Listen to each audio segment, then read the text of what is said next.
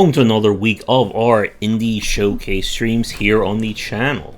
Every week we play indie games that are either submitted or demos on our Wednesday night streams, and these videos are the recaps of it. Unless otherwise noted, these games were either press submitted or from said demos from festivals and whatnot. And if you'd like to submit a game for me to look at for a future stream and video, please get in touch. We are beginning with Dronin. This is a game that was in early access. I believe it still is, and developers submitted this during, I believe, the summer or late fall. So the general concept is that this is an kind of action RPG light roguelike style game.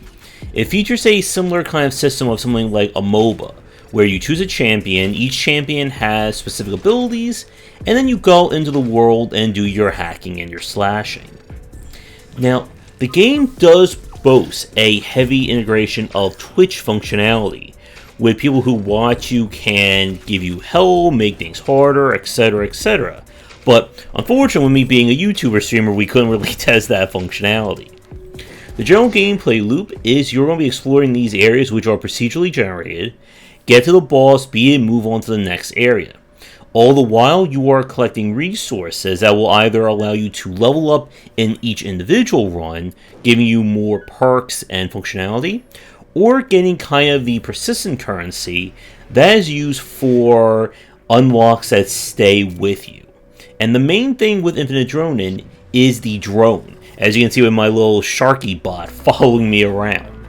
Each champion is fixed in terms of what their abilities and such they bring in, but the drone can be customized. As you fight with it, it will gain experience, and when it levels up, you'll be able to apply points that improves its functionality. You can also use the game's persistent currency to unlock new skills, as well as new drones that each have their own unique abilities and so on and so forth. And I do like that level of customization with Dronin. Now, the combat felt responsive.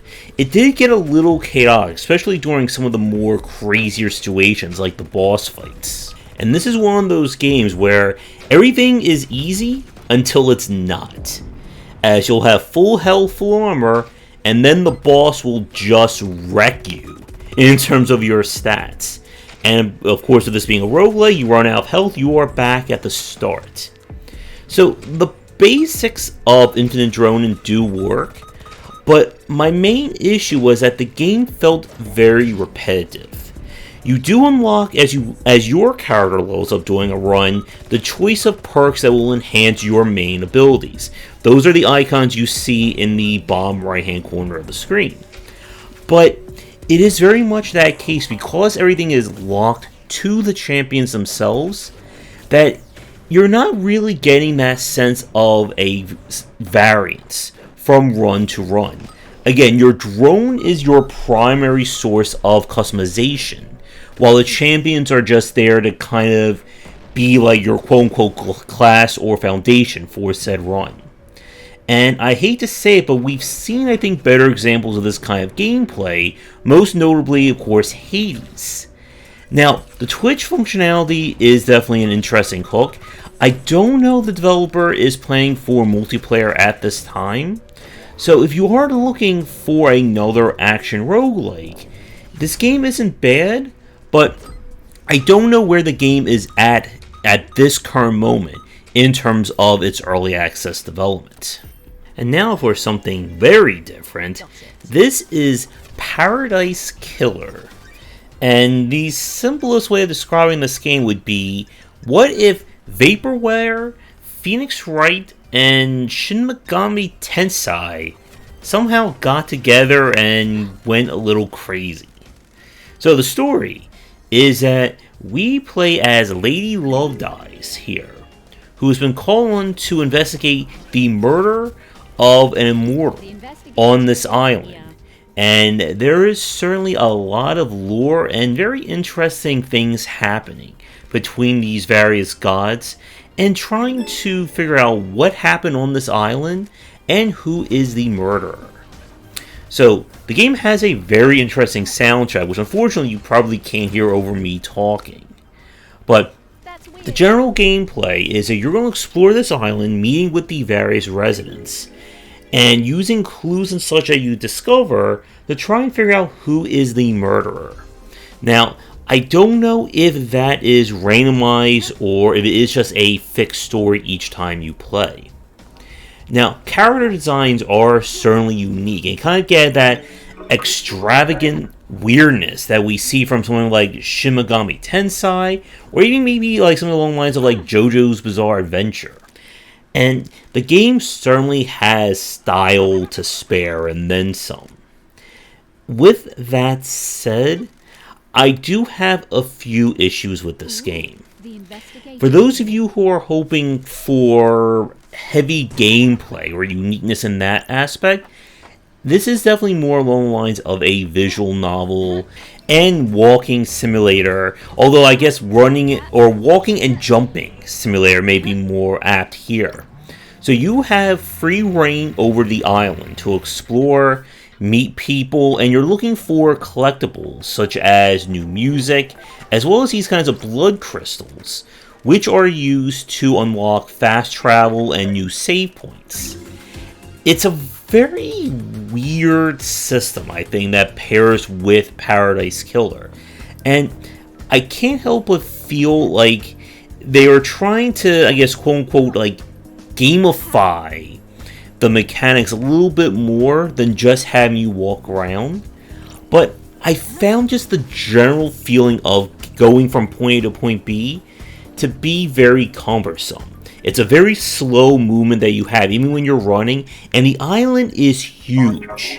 And why you really need to use these blood crystals in order to get any sense of traveling. And if you are a fan, again, of this kind of like zoning out and just exploring, then Paradise Killer will work for you. But it reminds me in some way of Death Stranding, where the moment to moment is simply there to serve the story, rather than having anything interesting or unique to say. And that's definitely not to say that the story is interesting. Again, you can tell developers had a lot of fun and put a lot into just how crazy the situation is, and that along with music may be enough to sell some of you on Paradise Killer right there. So if you are a fan of very interesting stories and a unique aesthetic all its own, give this one a try. But if you like kind of the open world gameplay for more of the mechanics and exploring the space in a unique way, then I don't think there's enough here for you along those lines. Up now, we turn to Aer Memories of Old. And this was a game, I believe I got this as one of the Epic free games a while ago, but we did play it on stream. And this is kind of a very casual or very low stakes action adventure game. We are exploring these floating islands, trying to figure out what is going on, and fulfill some matter of destiny, and hopefully don't hit giant kites like I just did. So the gameplay loop here is that it's a mix of open world and some very light action adventure gameplay. You are free to fly around to these areas as you see fit, and the flying is very much like a pilot wings or very basic kind of flying or momentum like this. You can spin, you can try not to hit things, and you're trying to figure out where these various, I guess, quote-unquote dungeons are, and open the doors to them, which will in turn unlock the next story beat and get you one piece of a MacGuffin, or the MacGuffins that you need in order to save everybody. The general gameplay works. It was very responsive to fly around, and this is just one of those games that was really nice just to be able to sit back, listen to some great music, or some very peaceful one, and just explore. Now, there's some goats there for some reason, but my only, I think, real complaint about this part of the gameplay was I felt there was a missed opportunity to throw in some additional content, whether it's racing, fly through rings, bonus things to explore the world, because at this point your main reason for getting around is simply to get to these major dungeons and do the puzzle solving and late action adventure gameplay within. Now the gameplay here definitely falls more on like the exposition and again very light puzzle design. Each area has its own set of puzzles, and your overall job of course is to figure out how to get to the various MacGuffin that's at the end of the area. It's not too taxing, but it's more on, I would say, the maybe moderately light side of things for those of you who are familiar with it. But Aer overall I think would be on the easier side. There's no death stage, there's no failure, anything like that. So this is a great game I think for first timers or again somebody looking for a game to relax to and play. And it's something that's on my list to get back to eventually. With that said, we're going to take a quick break, and when we come back, we have 3 more games to look at for this week's Spotlight. And now for a quick thank you to our current Patreon supporters.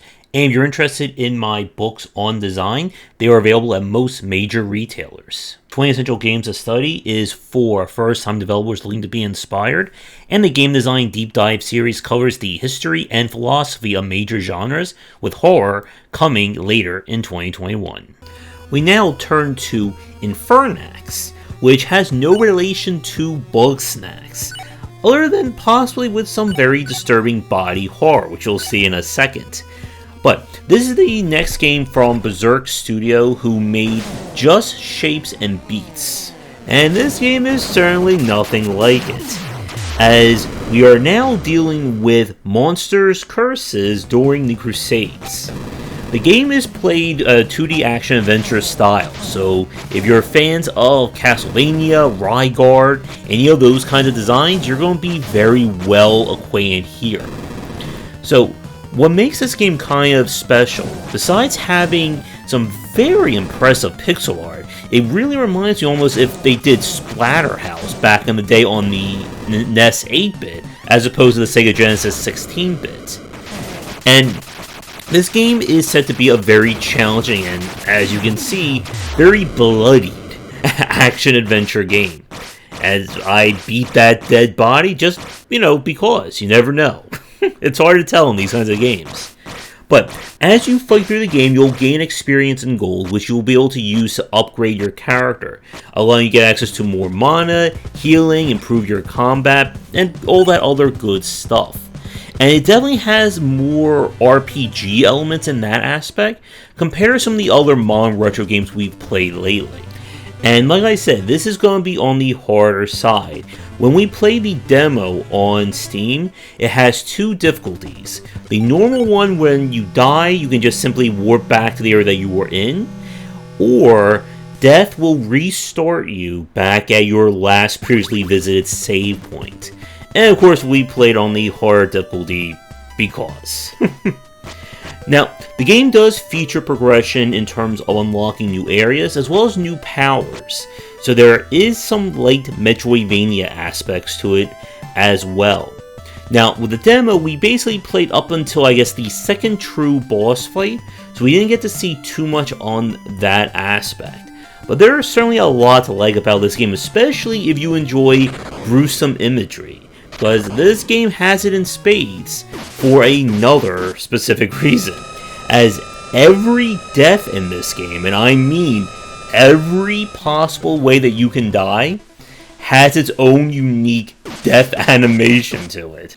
But yeah, I really enjoyed this one, and again, if you are a fan of old school challenging action-adventure games, then you are going to enjoy Infernax, and I can't wait to play this when it is finally released.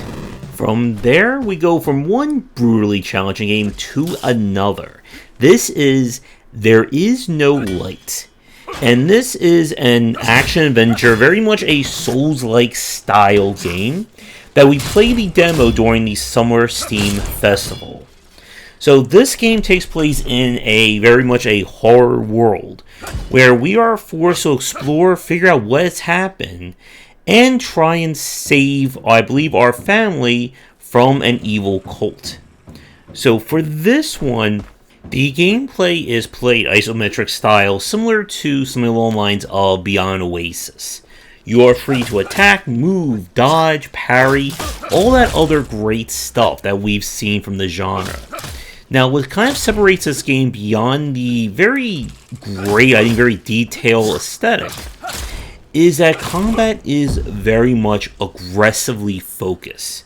You can switch to different weapons at any time that will change how you behave in combat, and you have to kind of keep your rage or your aggression high in order to use some of your more powerful attacks, which is important because, as you can see, you are going to get overwhelmed a lot. Now, the other unique aspect of this game is that as you attack with your weapons, they'll kind of overheat. And that was kind of like that little icon you see underneath my health in the upper left. So when you use special attacks like that, you have to switch off to a different weapon before you can go back to it. And each weapon has different properties and situations where it will be best suited. Not only that, but you're going to have to explore for various MacGuffins, additional items, resources, all that other great stuff. Now, with the game, as you can see, this is 100% handmade. I don't believe there's going to be any procedural generation or RAM generation. So this is going to be a challenging game to run through, as if you die, you'll be sent back to your previously found checkpoint, and they do get spaced out quite regularly. And my main concern with this game, as with a lot of the 2D heavy action focused titles, is whether or not these systems can hold up over the entirety of the game. Because when you start running into nastier enemies and things become more challenging, it becomes a lot harder if there's any issues or inconsistencies with the combat. And when you start fighting like heavier enemies, you really do need to rely on your defensive moves. And if you're having a hard time pulling off the timing for it, then I don't see a way otherwise to get around those kinds of enemies. But again, keep in mind that this was a demo that we played several months ago. I'm sure the game has been worked on and refined since then. I'm definitely keeping an eye out for There Is No Light, as I'm still waiting to find that one 2D game that really handles the depth and challenge of a Souls-like design. For our final game this week, we turn to the very innovative and challenging BPM, or bullets per minute. And this one is basically, what if we combined Doom Eternal with Crypt of the Necrodancer? And is as awesome and as challenging as that sounds. So the gameplay here is that if you look in the middle of the screen, you can see kind of like the beats coming in from left to right. And you need to time your beats to how you pull the trigger of your gun. Yes, that's right. This is a FPS that's also about timing, like in music. Getting the timing right will let you fire more regularly and build up a combo that will let you get higher scores, more rewards. You get the picture. You use the money that you've earned to buy new perks and new options along those lines, with the levels procedurally generated each time you play. So this is a game that very much, I love this concept, but I am absolutely without a doubt horrible to play this game. And the reason is very much the same reason why I couldn't play Crypt of the Necrodancer. I have no sense of rhythmic timing when it comes to anything musically based. Any kind of music challenge in a game, I cannot do. So, unfortunately, while this is a brilliant concept for a game, it is just completely out of my wheelhouse to be able to enjoy and show it off. And unfortunately, that does happen from time to time. So, basically, this is one of those games that if what I just described to you is not scaring you off from it, then go and play this game because you will love it. But if you found something like Crypt of the Necrodancer or the Legend of Zelda spin-off too much for you to handle in terms of the rhythm, then BPM is just not going to work for you. But definitely, again, fantastic concept for a game, even though I'm terrible at. With that said, we're going to wrap up this week's Spotlight here. I'd like to thank all the developers who submitted games. As always, you'll find links to those games in the description down below along with timestamps. And if you'd like to submit a game for a future piece, hopefully it's not musically inclined like this one, please get in touch, as we are always happy for submissions for our weekly shows, as well as for our store page reviews on Indie Inquiries. Come back for daily discussions on game design here, and on game wisdom, where some of the art and science of games. And hopefully not get into music challenges in the future.